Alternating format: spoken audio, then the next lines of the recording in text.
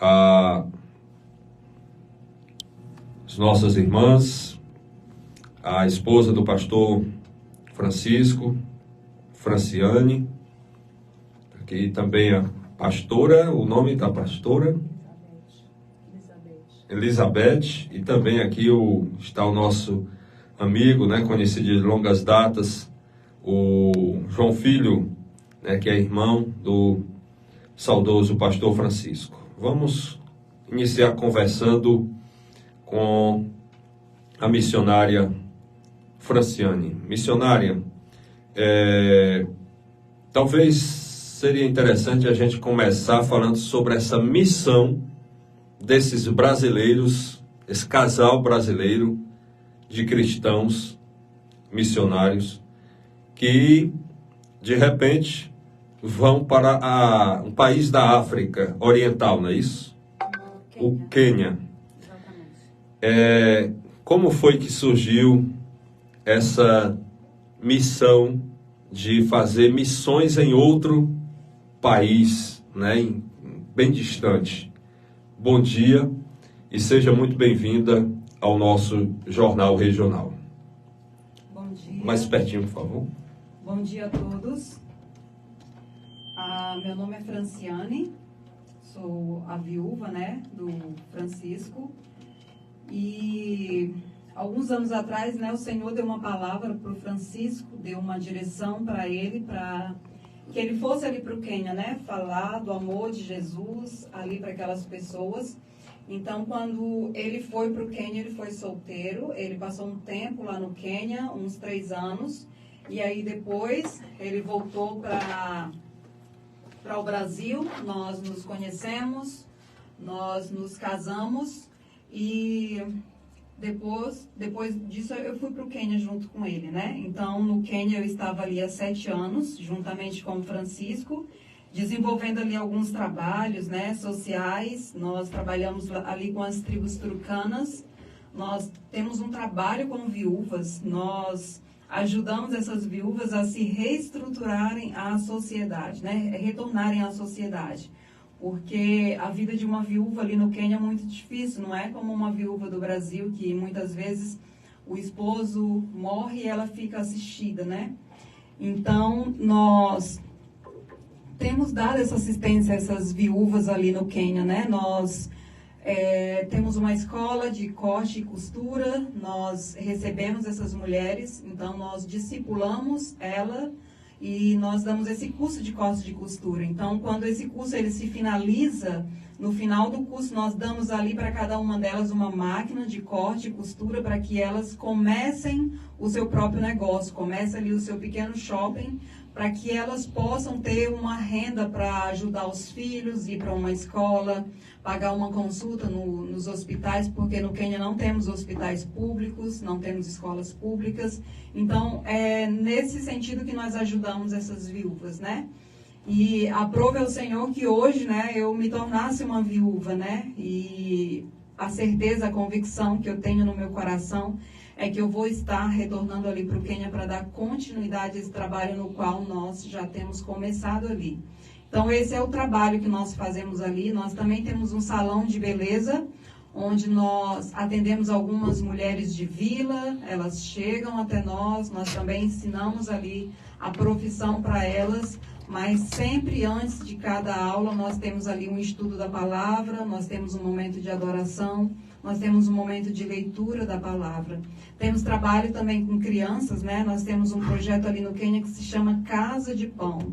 Então, nós reunimos com essas crianças, nós levamos a ela ali o pão físico, mas também um pão espiritual que é Jesus.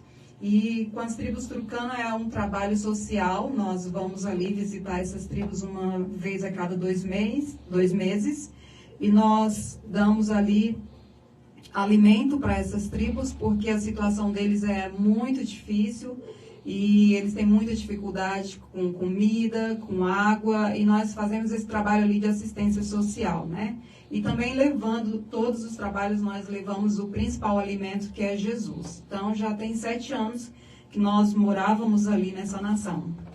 Ok. Eu acredito que é importante...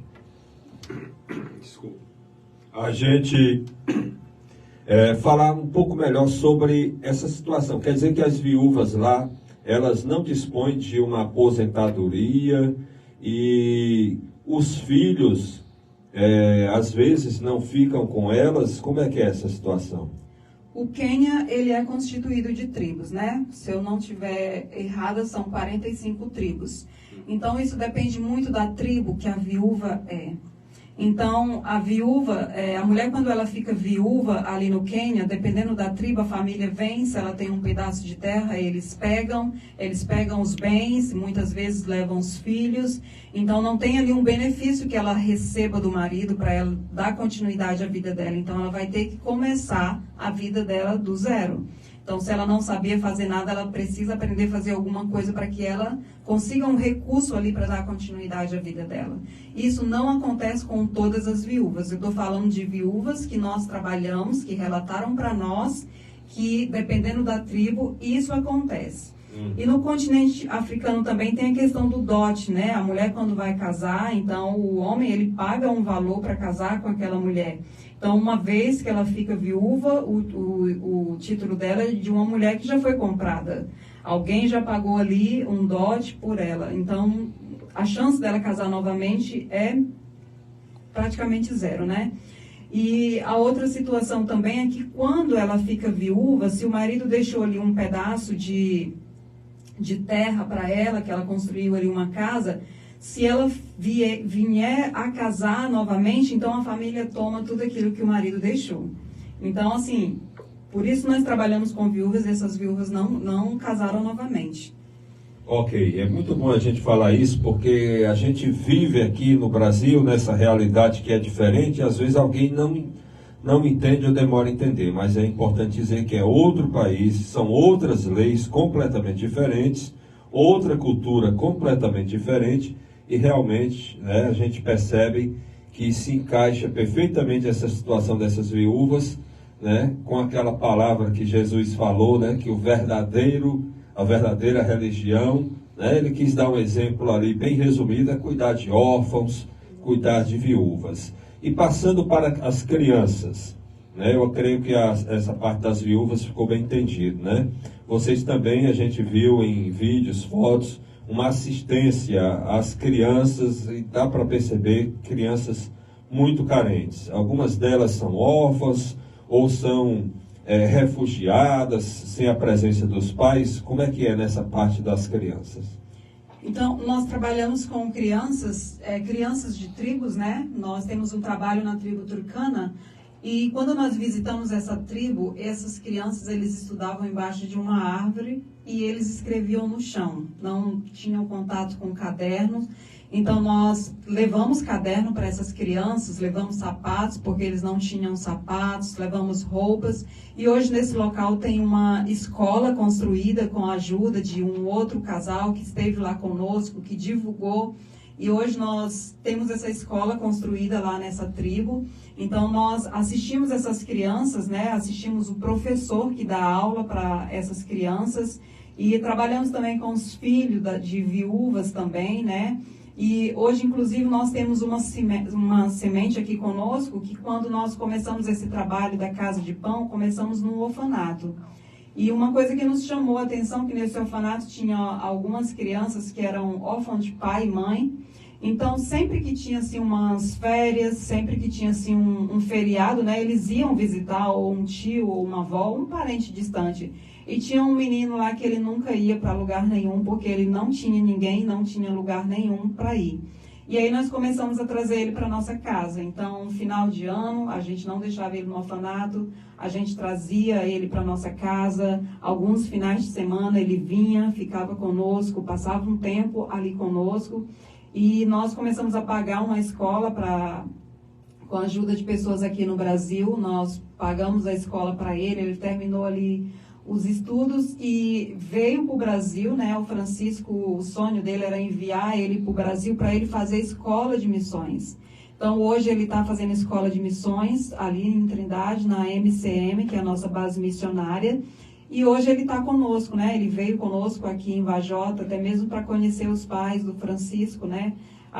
Então, assim, ele é uma semente desse trabalho, né? Que nós começamos a ajudá-lo quando criança e sempre plantando o que nós fazemos ali no Quênia para que futuramente ele possa dar continuidade ao trabalho.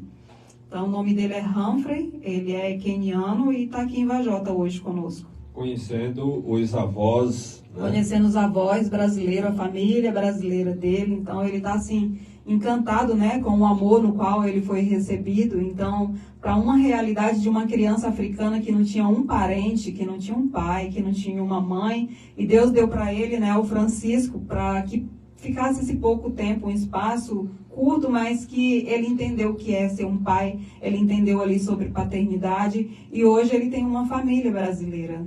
Muito bem. Você falava que quando você e o Francisco se conheceram, eram solteiros, né? E aí passaram a ser casados algum tempo depois. Mas vocês já eram cristãos? Sim, nós já éramos cristãos. Inclusive nós temos aqui a pastora Beth, né? A pastora Beth é a nossa pastora ali do Ministério Vida Nova em Planaltina, que foi onde nós nos conhecemos. Então, eles são os nossos pastores que nos acompanham desde o início de tudo. E quando eu conheci o Francisco, ele já estava no campo missionário. E eu tenho uma filha, né? A minha filha hoje ela está com 18 anos, o nome dela é Anne. E quando eu conheci o Francisco, que nós oramos para pedir confirmação do Senhor, se de fato era para nós casarmos mesmo, e o Senhor confirmou isso nos nossos corações, e Ele falou isso de forma muito clara. Então, além de ganhar um esposo, né, eu também ganhei um pai para minha filha. Então, foi um tempo assim que ele foi o pai da Anne, que ele instruiu, que ele ensinou, que ele educou. E hoje ele tem, né, o Humphrey e tem a Anne como filhos adotivos do coração. Então nós nos conhecemos, casamos e depois eu fui para a escola de missões, fazer escola de missões. E depois que eu terminei a escola de missões foi que nós fomos para o Quênia. Muito bem. Então já poderíamos falar aqui um pouquinho com a pastora, já que você citou a mesma, né? Vamos aproveitar. Pastora Beth, né? Como ela falou, podemos chamar assim também. Pastora, como foi, né, que vocês se conheceram? A senhora mora e atua, né, lá em Planaltina, que é estado de Distrito Federal, né, Brasília, né? Como foi esse conhecimento com esse cearense aqui da cidade de Varjota? Bom dia, bem-vindo ao Jornal Regional. Bom dia a todos. Então, meu nome é Elizabeth, né? É um prazer estar aqui nessa cidade, conhecendo esse povo tão caloroso, esse povo tão cheio de amor e atenção, né? O que eu tenho percebido aqui desde o dia que cheguei. Eu conheci o Francisco em 2003, por volta de 2003, né, quando ele começou a frequentar a nossa igreja. Até então ele não era evangélico, então ali ele passou a conhecer Jesus, começou a caminhar, e ele sempre foi uma pessoa muito intensa. Então, a partir do momento que ele começou a caminhar com Jesus, ele queria logo se envolver, né, com as coisas da igreja, com as coisas do céu. E um dia nós fomos a um congresso nessa base missionária que é a MCM.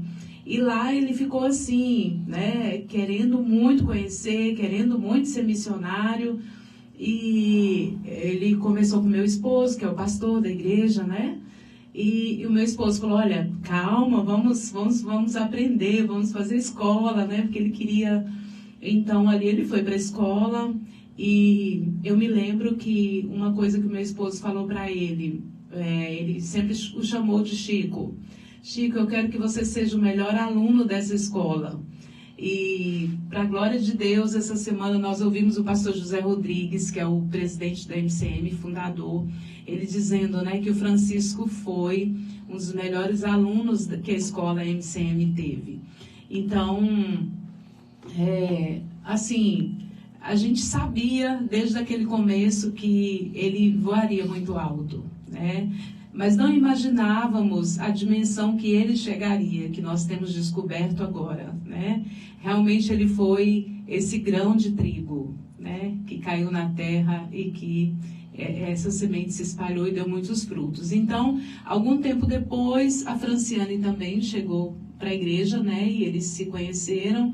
E ali ele já havia ido à África, já havia ido ao Quênia, e já tinha começado um trabalho ali, estabelecido um trabalho, e nós percebemos que realmente o coração dele estava ali, que o coração dele estava cheio de amor por aquele trabalho, pelas viúvas, pelos órfãos, né? Então, dessa forma nós o conhecemos, e ali nós ficamos investindo na vida dele da forma como podíamos, porque sabemos que é um trabalho muito grande, então não depende só de uma igreja local, né?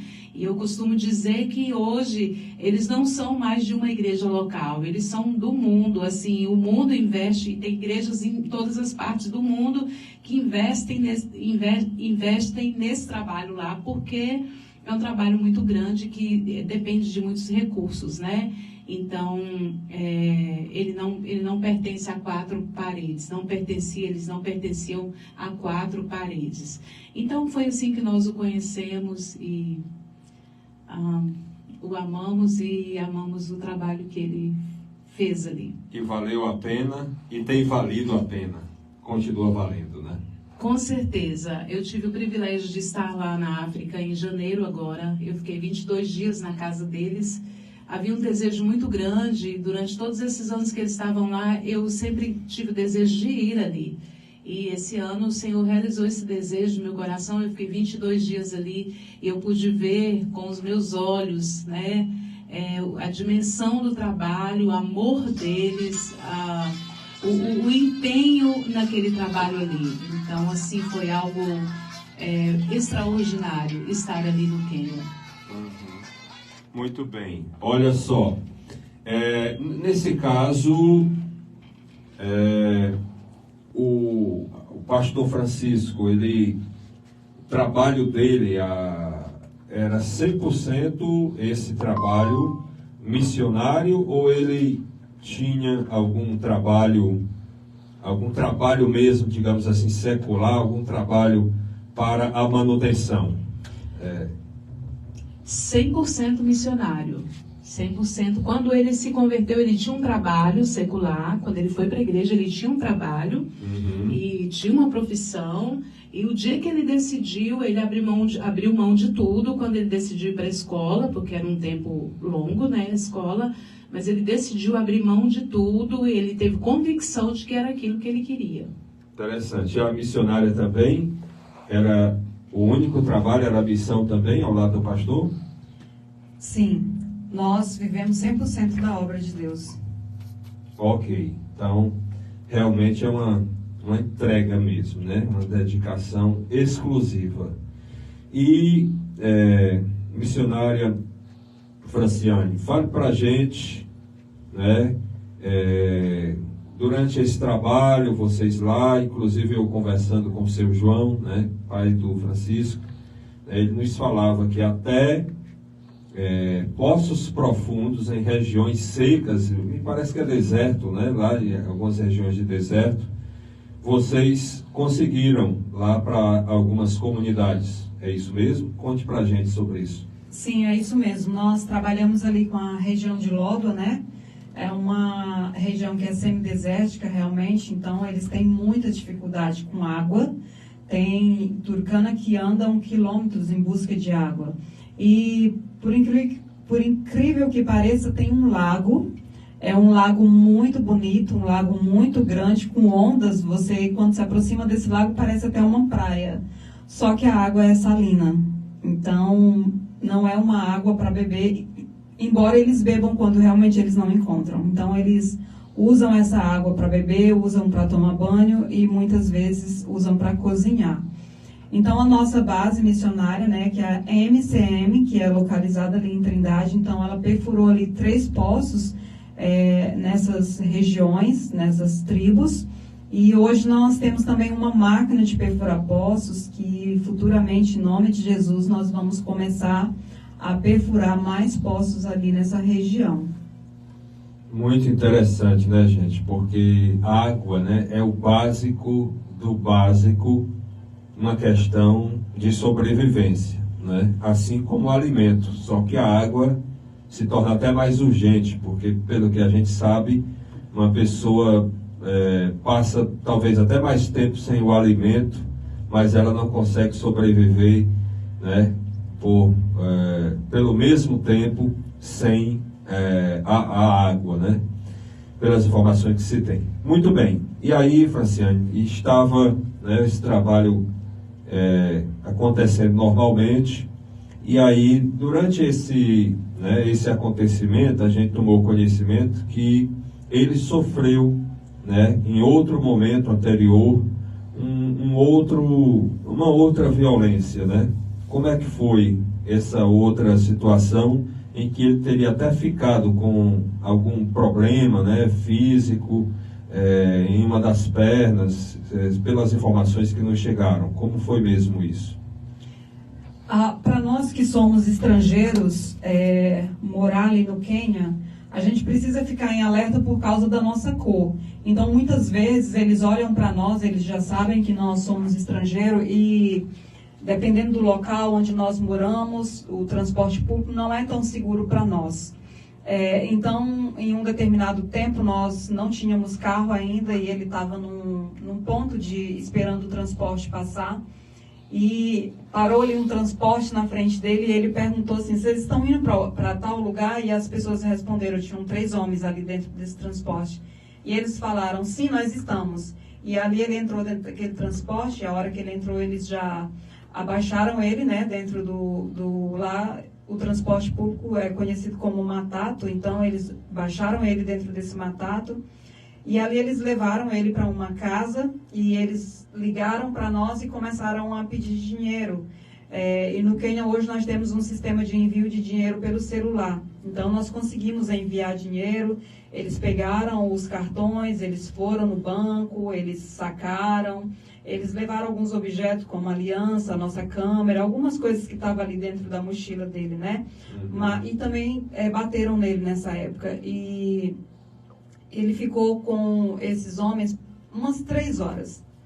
Eles ficaram aproximadamente ali 3 horas, e depois que eles conseguiram o que eles realmente queriam, que era o dinheiro, então eles liberaram o Francisco. E aí a gente conseguiu localizar onde ele estava, e aí nós fomos lá para pegá-lo. Certo, então se pode dizer que realmente foi um sequestro. Foi um sequestro. Com agressão física. Com agressão física. E foi mais ou menos, vocês tiveram que, ao todo, digamos assim, gastar nessa situação mais ou menos quanto, você tem ideia?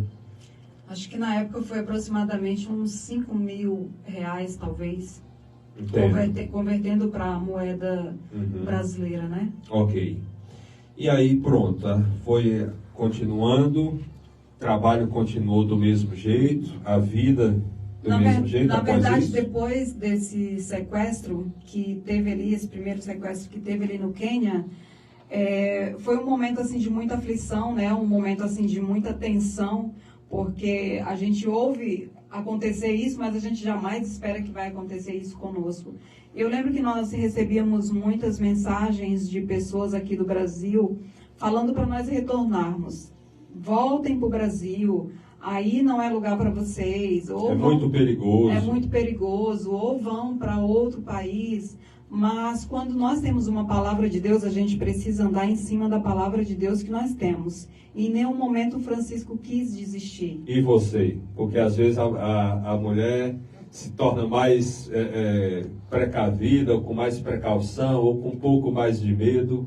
Eu sofri sim consequências por causa desse sequestro, mas em nenhum momento eu senti vontade de voltar. Ou seja, seu pensamento foi junto ao dele. Junto ao dele, então nós decidimos permanecer, nós decidimos continuar, e porque nós decidimos continuar, surgiu o trabalho com as viúvas, surgiu o trabalho nos orfanatos com crianças, surgiu o trabalho de treinamento de obreiros, e tudo que está sendo feito ali no Quênia começou a acontecer depois desse sequestro, porque nós decidimos permanecer.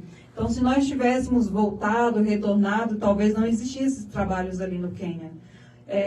Existia porque o Senhor levantaria outras pessoas. Eu falo assim, conosco, né? Mas nós decidimos permanecer.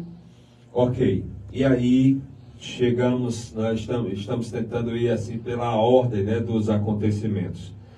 O trabalho de vocês vem realmente assim, numa crescente, numa forma muito positiva, beneficiando muitas famílias, né? E principalmente aquelas famílias certamente mais necessitadas, talvez mais discriminadas e mais desprezadas pela maioria, talvez, das pessoas, né? E aí chega o dia em que acontece esse fato. Qual foi a primeira informação que você recebeu? Sentiu falta dele? Achou que ele estava demorando? Ou já chegou a informação que ele foi ao supermercado e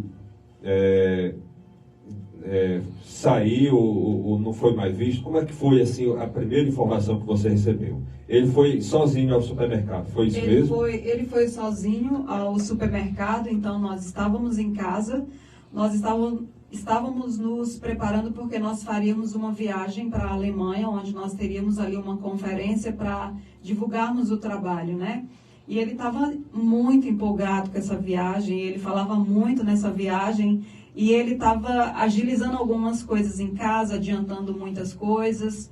E ele terminou de adiantar todo o trabalho do escritório, aí ele falou assim, agora só falta eu ir no mercado comprar alimento para os animais, para que eu possa deixar alimentos durante todo o tempo que a gente vai ficar fora.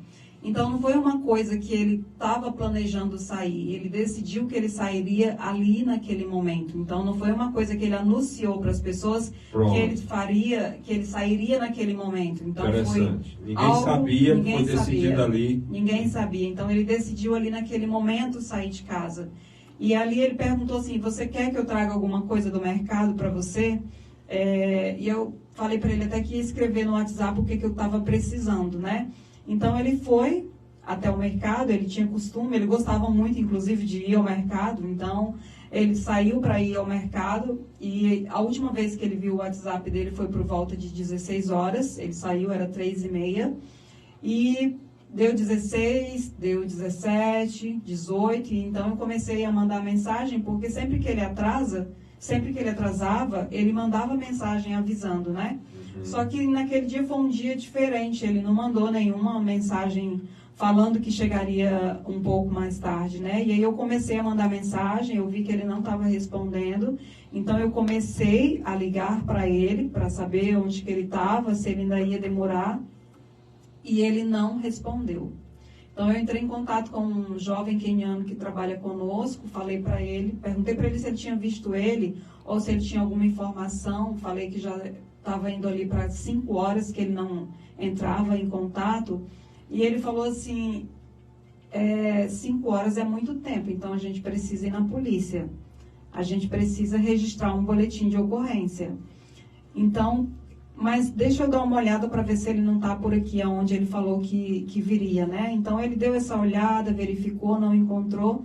Então ele foi na minha casa e aí de lá foi onde a gente começou todo o processo de ir na delegacia para registrar, né, esse boletim de ocorrência. Só que quando nós chegamos lá, a polícia queniana falou que para procurá-lo teria que ter 24 horas. Ainda não tinha 24 horas, né? Só tinha aproximadamente umas 7 horas já. E então não adiantou muita coisa. A única coisa que eles fizeram foi o boletim, mas também não foram procurar, né? Mas aí esse rapaz que trabalha conosco, ele, mesmo assim de moto, resolveu ir procurar. E ele ainda conseguiu ver o nosso carro.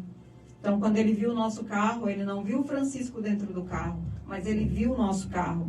Inclusive, eu perguntei assim para ele, que certeza você tem de que era o nosso carro? E ele falou a placa e 2 bandeiras que nós tínhamos atrás do carro, que era uma bandeira do Brasil e uma bandeira de Israel. Pois não. E aí ele falou que tinha um jovem dirigindo o carro, né? Um jovem queniano dirigindo o carro, só que o carro estava em altíssima velocidade. Pronto, quando ele viu o carro já estava em alta movimento velocidade, e em alta velocidade.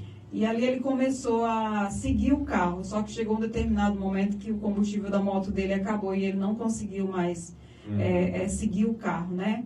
E ali foi a última vez que ele teve esse contato físico, né? De ver o nosso carro. Ok. Então, daí chegou, completou 24 horas, vocês chegaram a procurar a polícia novamente? Aí nós fomos para casa, né? E aquela noite foi, para mim, a noite mais escura que teve, porque só tinha eu, uma outra moça e uma queniana que mora conosco. Então nós passamos a noite inteira sentada no sofá, com aquela esperança de que a qualquer momento o portão ia abrir e ele ia chegar, né? Mas o dia amanheceu e ele não chegou, então nós retornamos lá na polícia para registrar um novo boletim de ocorrência. Só que a embaixada já tinha sido avisada. Então, o papel da embaixada ali foi de extrema importância, porque nós fomos lá, registramos, mas a embaixada entrou com a parte da pressão sobre as autoridades, né? Vocês não vão esperar 24 horas para procurar, vocês vão procurar agora. Então, eles começaram a de fato procurarem. Só que naquele momento eles já, na verdade, tinham encontrado o carro queimado, com o corpo do Francisco dentro. Então, assim... Na verdade, eles já sabiam, né? Eu era que ainda não sabiam, porque durante o tempo que eu fiquei na delegacia, eles falaram que eu não podia sair, que eu tinha que esperar ali. Então, eu fiquei de 10 horas até umas 5 da tarde na delegacia, esperando algum retorno. Só que, enquanto isso, a polícia queniana estava resolvendo essa questão de tirar o carro de onde foi queimado, levar para uma delegacia, retirar o corpo, para que quando eu chegasse ali para... fazer o reconhecimento, o impacto fosse menor. Uhum. Então, quando eu cheguei lá, já não era aquilo que aconteceu, já era um outro cenário.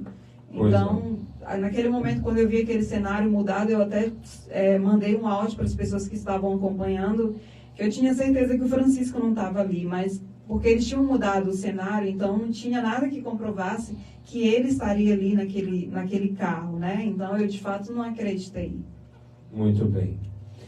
E o certo é que depois chega a confirmação, e aí começou o processo para fazer a cremação, né, após a liberação para isso, e depois a liberação para vir. Foi preciso muito documento, não foi fácil, mas vocês foram vencendo cada etapa, né? Isso, e graças a Deus ontem foi o fechamento que precisava ter e que a família queria, né? A gente sabe que a gente esteve conversando com o seu João, né? E ele falava, né, que queria realmente aquele momento para levar, né, as cinzas, mesmo que fossem as cinzas, mas levar até o cemitério, o túmulo da família ali no cemitério. É isso? Isso mesmo. Então, depois que nós fizemos ali o reconhecimento, na verdade não tinha nada que pudesse reconhecer, porque realmente o corpo estava muito carbonizado. Eu particularmente não quis ver, mas amigos foram e viram e falaram que não tinha nada para reconhecer, porque realmente não tinha como. Então, precisava ser feito um teste de DNA.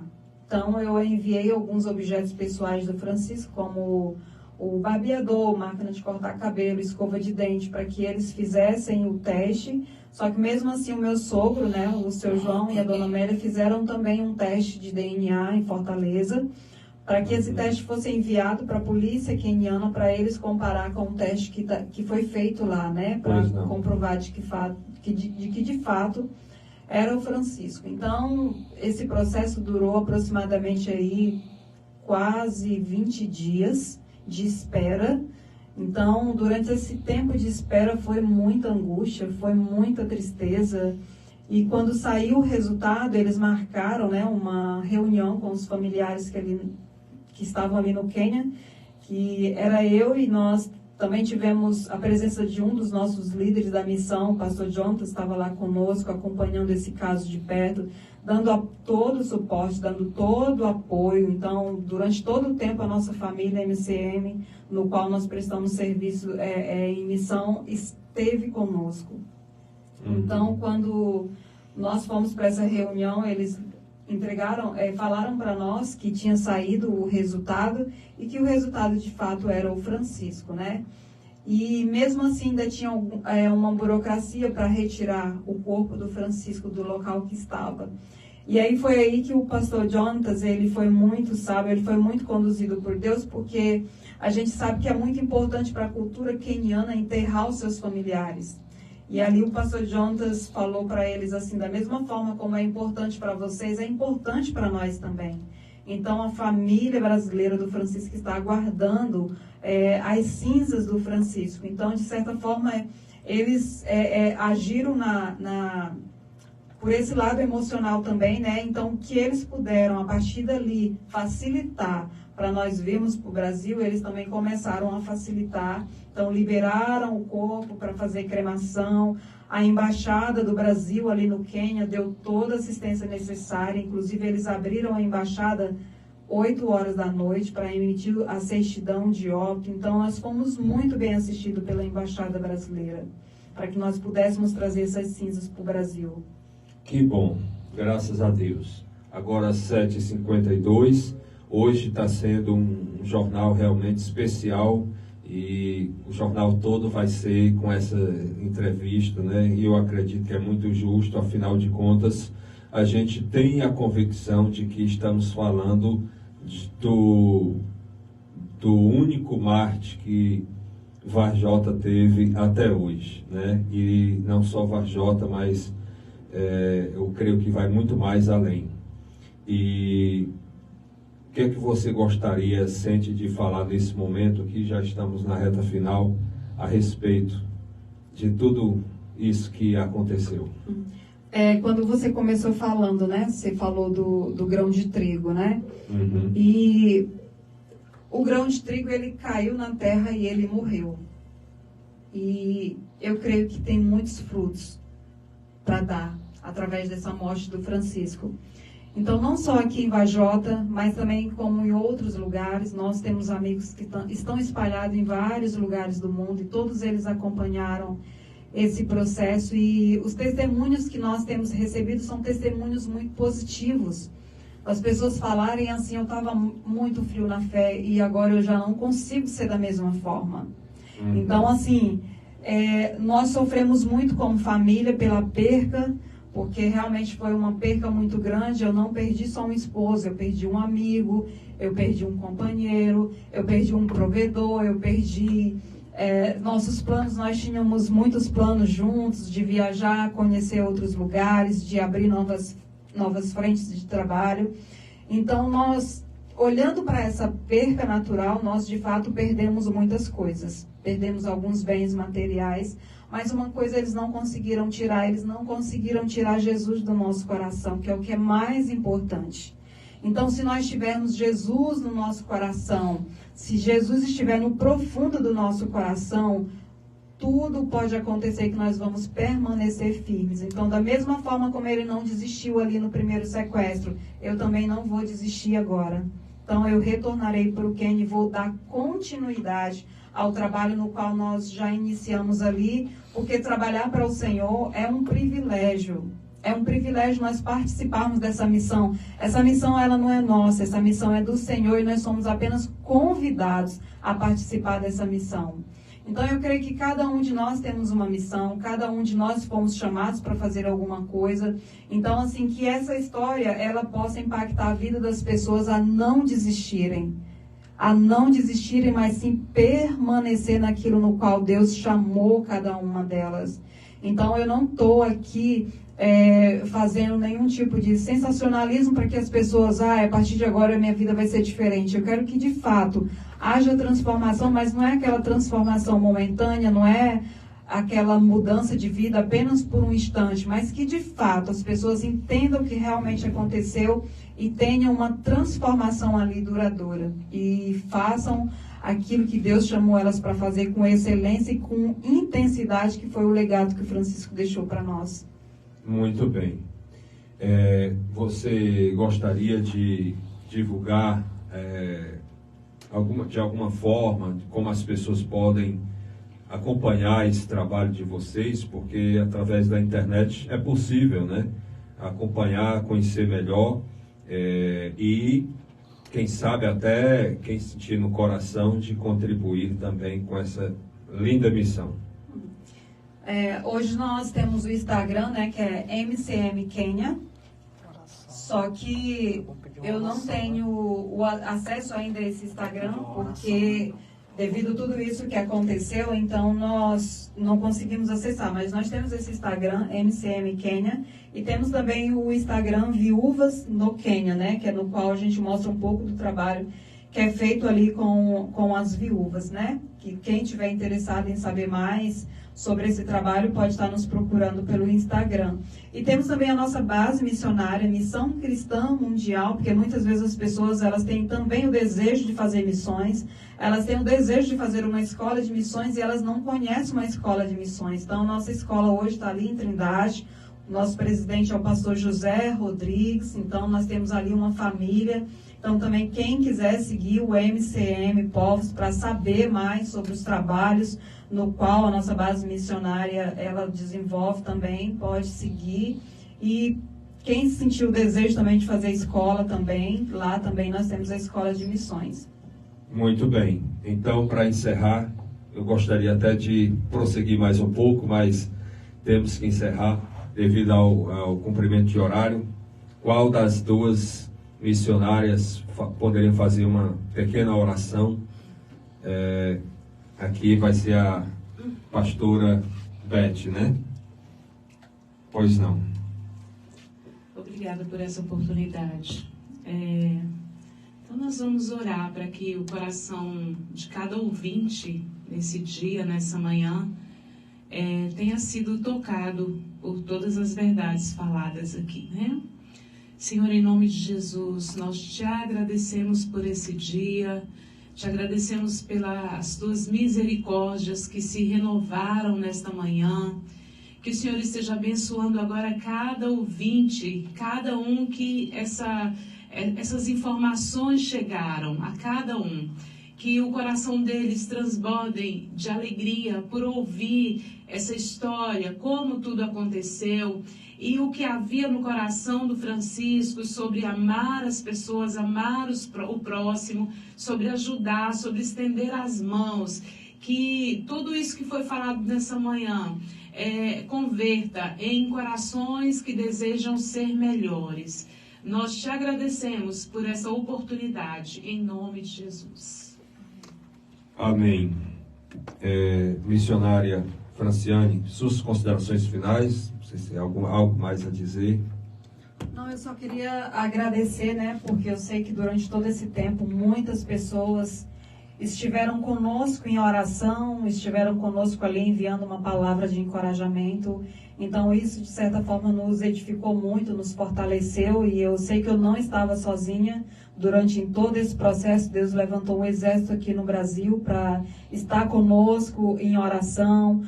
Os nossos líderes, os nossos pastores, nossos amigos, familiares, todas as pessoas que estiveram conosco, eu gostaria de deixar aqui o meu muito obrigada. Nós agradecemos a vocês pela consideração de comparecerem aqui, mesmo após tantos dias de tanta batalha, vencendo cada obstáculo, né? Um de cada vez. Eu acredito que em nenhum momento foi possível vencer subir 2 degraus de cada vez, né? Em toda essa batalha, nesse processo. E vamos aqui tentar trazer aqui de quase morte com o Covid. Um mês antes eu tive um sonho com o céu. A gente já trouxe, vamos tentar trazer mais uma vez aqui, porque é algo que faz a gente refletir. Eu tive uma experiência de quase morte com o Covid. Um mês antes eu tive um sonho com o céu. O céu é tão lindo, tão bonito, tão perfeito, que eu não sei te descrever o que eu vi lá. Um mês depois desse sonho eu peguei Covid. Naquele dia eu fiquei com medo, o medo chegou, o medo de morrer no campo missionário. E só que eu fiz uma oração entregando o meu espírito para Jesus, mas com bastante medo de morrer. E naquele momento Jesus veio na minha cama, olhou para mim e eu reconheci ele. É muito lindo. Falou assim para mim: por que você está com medo? Eu não já te mostrei para onde você vai se tudo terminar aqui? Naquele momento ali ele falou: não tenha medo, eu estou contigo. Eu, como missionário de campo, o Senhor tem nos falado o seguinte: a permanecer nele, permanecer no amor dele. Tá aí, meus amigos, algo realmente profundamente forte. As palavras de um homem de Deus que verdadeiramente eu me lembro quando Jesus falou que precisamos ser como crianças, né, para o reino do céu, e a gente vê aí a pureza de uma criança. Valeu, meus amigos. Muito obrigado a vocês. Bom dia abençoado por Deus para você e sua família.